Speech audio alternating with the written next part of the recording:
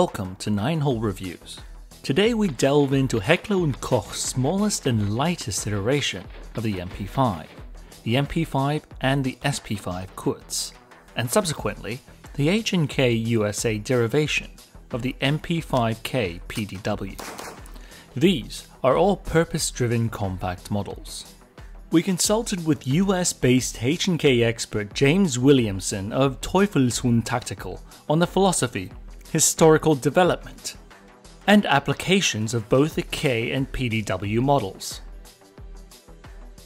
Finally, we modernized an MLOK-compatible SP5k PDW with categories that the original 1990s MP5k PDW failed to achieve due to limitations in firearms technology of its day. While the full-size MP5 is universally applicable to both elite and regular end users, the MP5k and the PDW are unequivocally synonymous with a covert professional. But there's a significant amount of ground to cover before we look at our interpretation. So mach schnell, let's get on with it! There was first the German MP5 kits to begin with. The origins of the clandestine MP5k itself is also shrouded in rumors. While the official origin story of the MP5k was a requirement for the GSG9 for a much more low-profile use, some rumors suggest a dignitary protection requirement from a South American H&K sales rep. Whether the project originated from the elite West German counter-terror unit, or a random South American contact that is nowhere to be seen nowadays.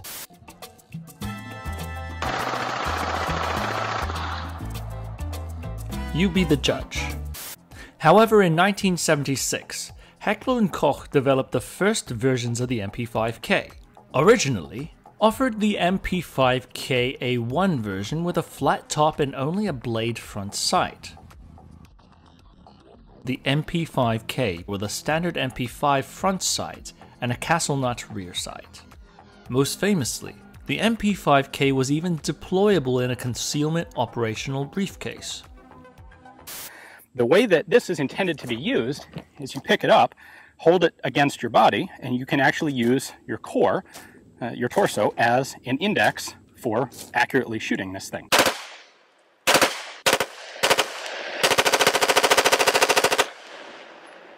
And we're good to go. And go ahead and dump all the brass out. The MP5k was decisively made to drop the full-size MP5's weight and dimensions to fly it as lightweight and compact as possible. From the MP5A3 to the MP5k, the barrel length decreased by 50%. The overall length decreased by 39%. And the weight dropped by 30%. Which lighter internals contributed to a higher rate of fire as well.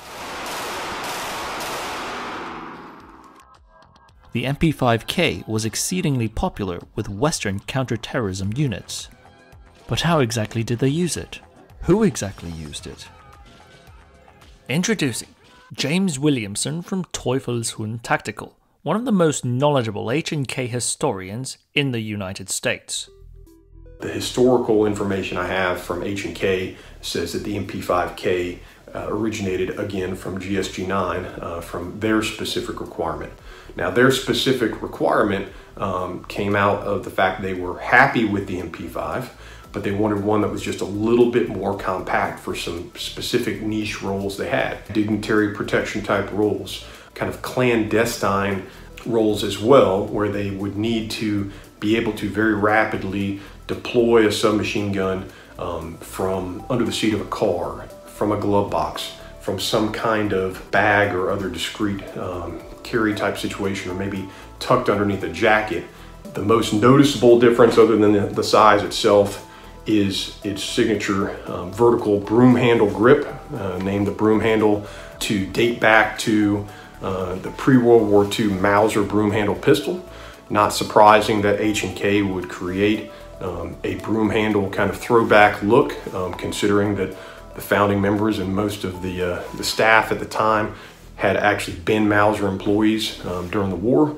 If you've ever had a chance to shoot it this way, using what we call a push-pull technique, where with your firing hand, you thrust the weapon out, you push the weapon out. With your support hand, you pull back on the weapon, and that's what stabilizes your fire. And in actually shooting in fully automatic burst is more controllable than individual shots that are going to recoil every single time. So the push-pull technique that James was just describing for MP5Ks in specific is an actual H&K International Training Division doctrine. And this doctrine should not be confused with what we see nowadays taught in a lot of private courses, a more shotgun and tactical AR carbine oriented push-pull technique. In that technique, you would push with your support hand and pull with your firing hand, especially with shotgunners to accommodate the recoil management with a pump shotgun. Now, by pushing with your firing hand and pulling with your support hand, it actually makes more sense with a stockless and slingless K, which it was designed to run with. Also because you don't risk pushing your hand in front of the muzzle and firing upon your own hand. So we took this out to the range. I did have to run it sling supported because of course I am still injured in my right arm. So I'm firing a little slower, but you can still see that it sort of works. But of course, if we had a fully automatic one, I think it would work even better. This is what we're looking at. About a zone size target. We'll shoot it at 10 meters. Pushing with your firing hand and pulling with your support hand.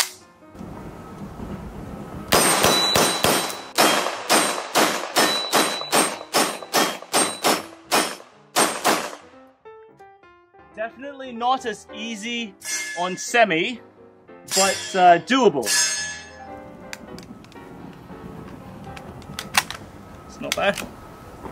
So effective was this that because of the broom handle, it was termed the room broom for its effectiveness to clean up in CQB operations. Okay, the first time I ever got to run one of these in that kind of low profile thing, we simply took bungee slings that we got from Home Depot, crimped off the two open ends around the end of the end cap, and made sure that it was short enough in length that at full extension, that's where I got my tension. And that's the same thing that these operators would do with more of a traditional sling, is they would put on all their gear. If they were wearing black kit or whatnot, they would put all that on and then have a teammate come behind them. They would extend the weapon out against the tension of the sling and the push-pull technique, and that teammate would then tighten the sling down so that at full extension, the sling was at its tightest point and would give them extra rigidity. Little Jurassic Park moment for you. Ah. Oh yeah. Along with all the other black garb they wore, they would wear a respirator or a gas mask, or what we saw with other specifically European law enforcement military operations units was a clear ballistic face shield that would also come down and get in the way of a stock. And so, by using a sling technique, you could have that canister or that face shield on. You could present the weapon up and in front of, and look through your sights, and still have that sling and that push-pull technique control.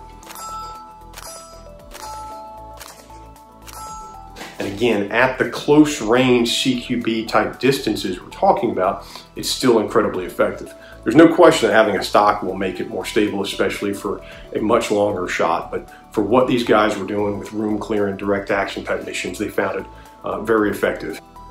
But where does the MP5k PDW fall in? Why did H&K develop a personal defense weapon from an already existing PDW? Okay, so now we have to fast forward to the end of the 1980s. A new requirement came out of U.S. Special Operations Command, and specifically Army Special Operations Command, and it was kind of twofold. The first group was their aviation personnel, so think 160th, the Night Stalkers. And instead of calling this new concept a submachine gun, even though it was, they termed it instead a PDW, or personal defense weapon. So out of this became the MP5k PDW, okay?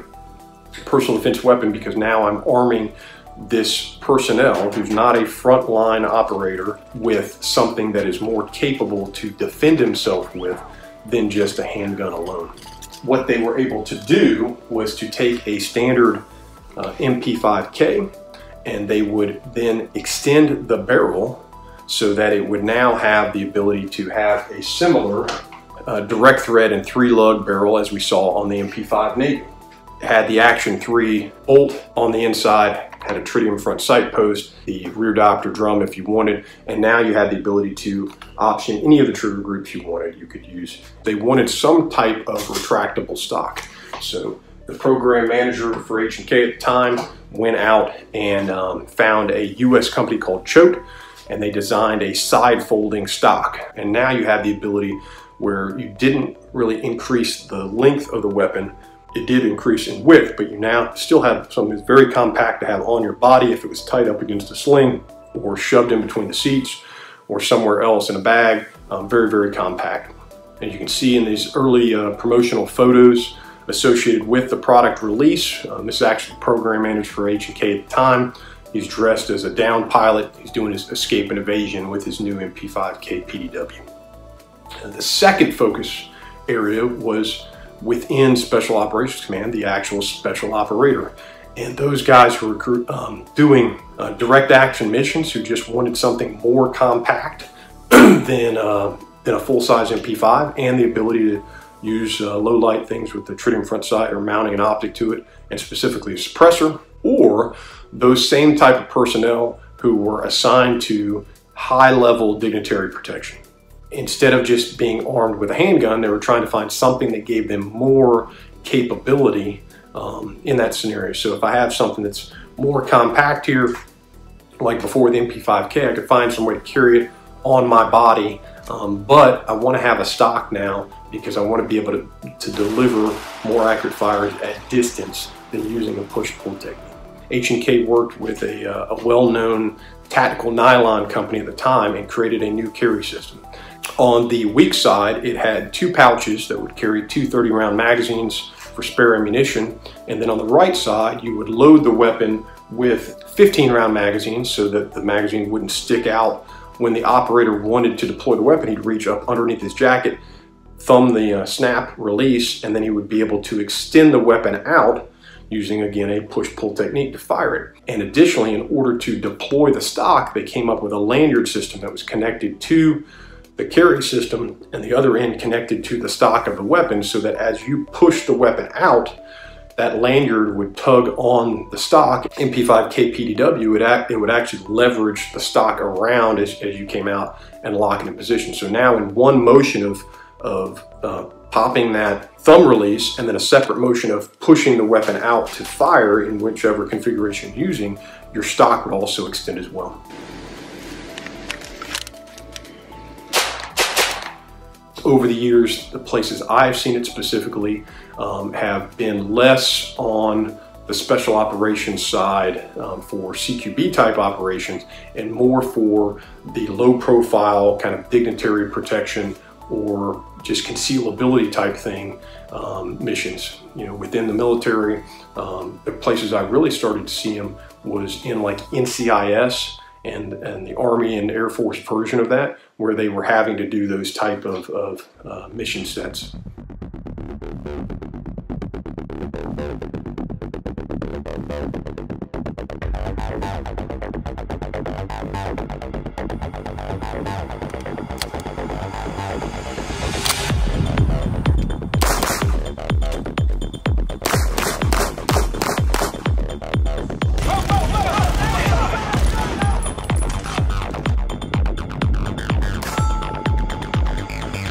In its 1990s form, the SP5k PDW is highly reliable as an MP5 based design, but it's only a marginal improvement over the full-size MP5A3, as much of this was limited by its technology of the day. The choke stock increases its weight from 4.4 pounds to 5.6 pounds, a 27% weight increase, which is barely lighter than an MP5A3 with its collapsible stock. The MP5k PDW is also thick. When folded, the stock and receiver measures a 2.8 inches, as opposed to the MP5A3's 1.97 inch. Along with the optic unfriendly charging handle. Because of how close it is to this now means that on the K, you have a more difficult issue of charging the weapon and releasing it if you have an optic mounted there than you do on a full-size MP5, because the charging handle mount is just a little bit further forward. The tritium lit iron sights were the best bet. But you still suffer with your sight radius, and you're still forced to use lighter internals with a less controllable rate of fire. There was no good place for a light to be mounted. To be fair, there has been a lot of advancement in light and laser technology since then. Now, while the original 1990s MP5k PDW was indeed limited by the technology of its time and failed to preserve many characteristics that the MP5k set out to accomplish, by today, in 2021, we have the technology.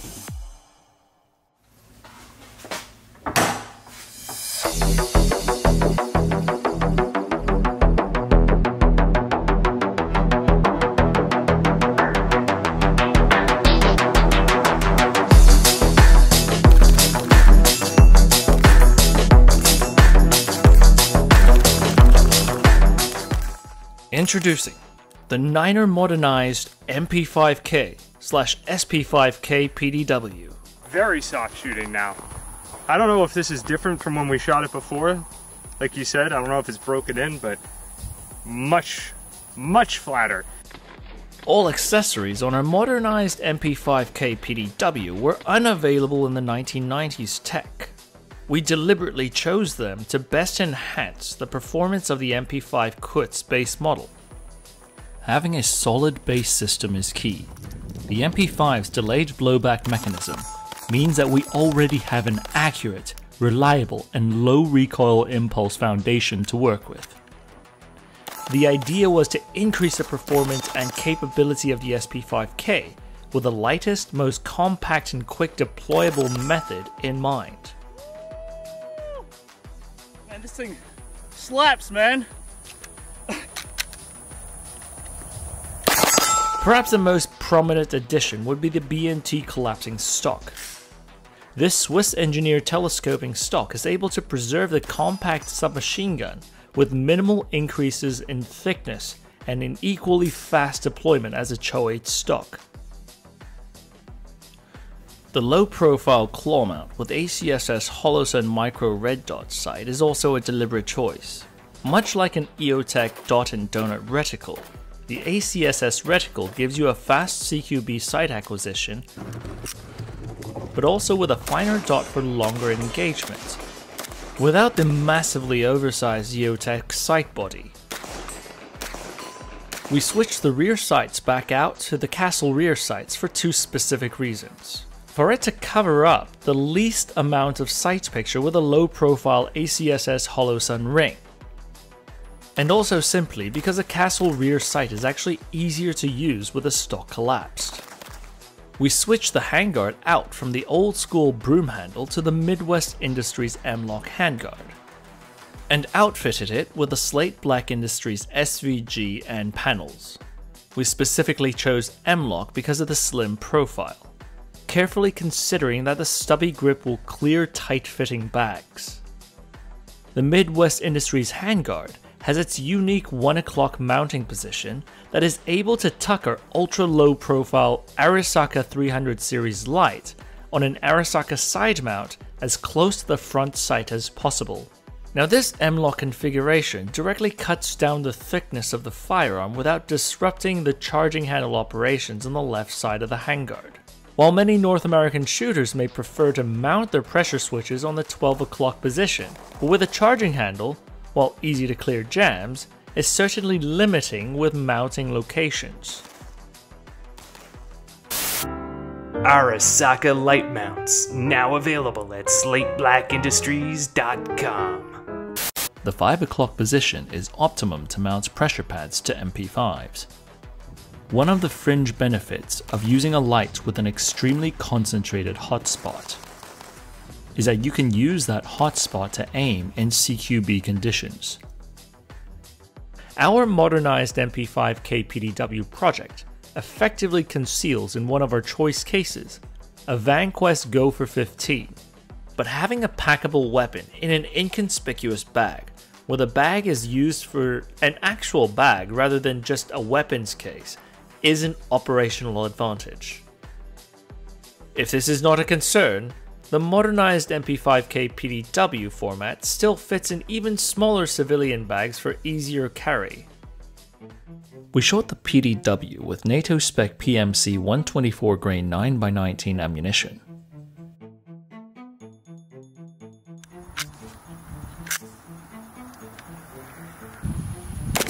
This thing is very accurate.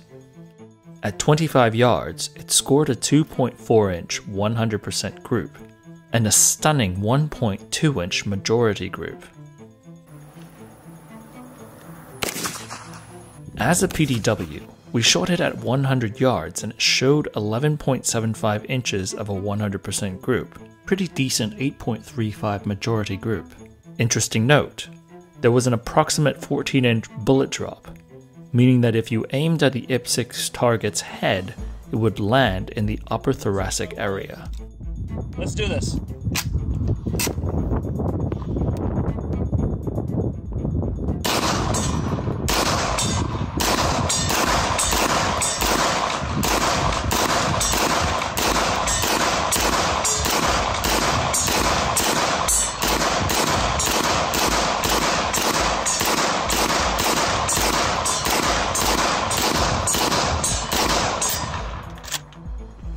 H&K mag, ran clean, no issues.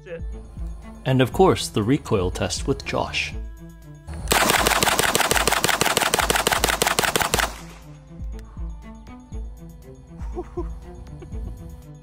So, pulling the trigger about as fast as I can pull the trigger. Trying to hold the gun. There's not like any real significant recoil impulse to it. It's an MP5 shooting 9mm. However, on such a short package, you do still get more deviation than the longer packages. That's for sure. Now, some of that is counteracted by the addition of the SVG, which lets me get my hand just a little bit further out than the more traditional magwell hold that you would see on this style platform historically. So I can get out just a little bit further, do a little bit more control, and overall, very nice center mass grouping. I don't know if it was evident on the video, but I was really having to drive my head down on the B&T stock here and even cant the gun slightly in order to set that dot in front of my eye. What the MP5k is for. It's less so to be set up to be shot every day on the range, and more so as something that you might be concealing on or about your person or in your vehicle. And so the size, the weight, the length, the height, and the snag points carry a higher level of significance than, say, maybe a standard AR or a standard AK or standard PCC that I might be shooting at a match, for example, where I want all of these other elements such as the grip position and the optic height to be optimized. There are, however, some downsides to the modernized platform that stem from the base MP5k problems. So reloading the MP5. When doing so with an optic, especially with the K model where everything is so compact, it actually presents some interesting issues. My initial inclination with respect to performing the reload is to simply come up with my index finger and knuckle and pull back to rack the bolt. The problem is, I'm then impinged upon with the optic, and I can't really get the bolt into this upward lock position, and if I do, I'm basically like crushing my finger in that particular position. It makes everything else kind of suck. So, in talking with some of the viewers, one of the suggestions was, I believe it was by Norwegian police forces, was in this position, rotate the hand up and around and grab with the pinky finger, allowing you to more easily lock the charging handle into the open position, go through, perform your reload, and then as you come up, since the quote-unquote H&K slap, and again, doctrinally whether that's how you should load it or not is besides the point, but you really just don't even have the option here, again, because the optic is preventing you from being able to do so. So instead, regain, present out, hook the thumb over the top of the charging handle, and allow it to drive back forward into place with a simple roll of the thumb.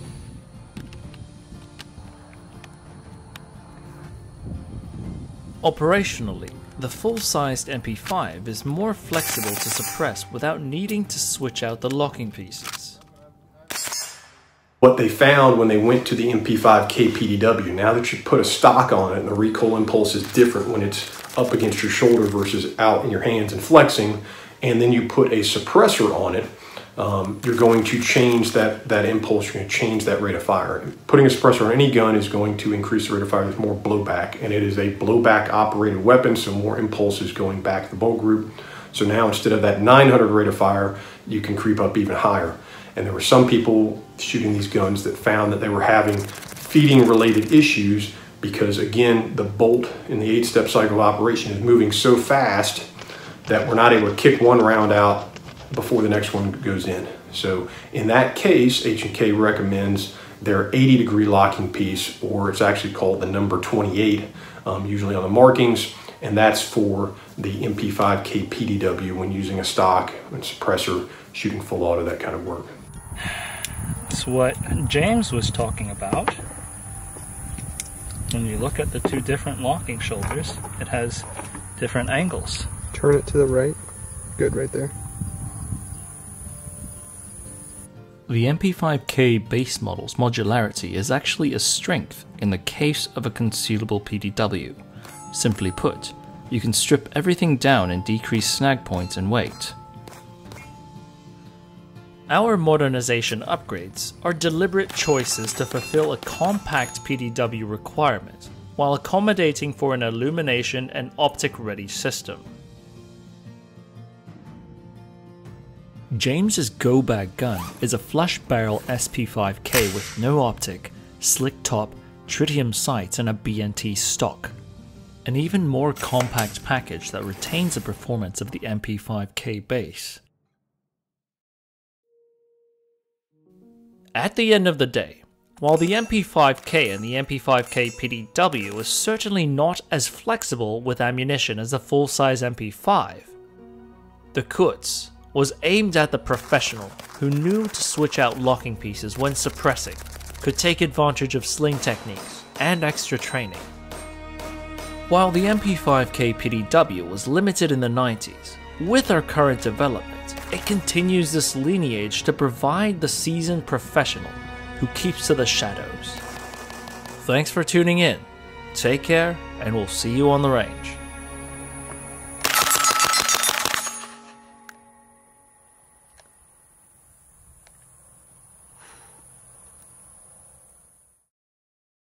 Subscribe to our newsletter at SlateBlackIndustries.com, where you can get updates on 9-hole review publications and access the Practical Accuracy Scoreboard to help you argue with people on the internet on which rifle performed better on the Practical Accuracy course.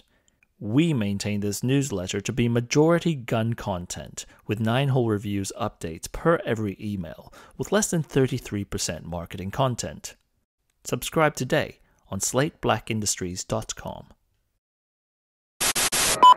716 is Steel 96, 4 Vic, 8 packs, red con 1, green to green. How copy, over? Steel 96, this is 716, roger, over.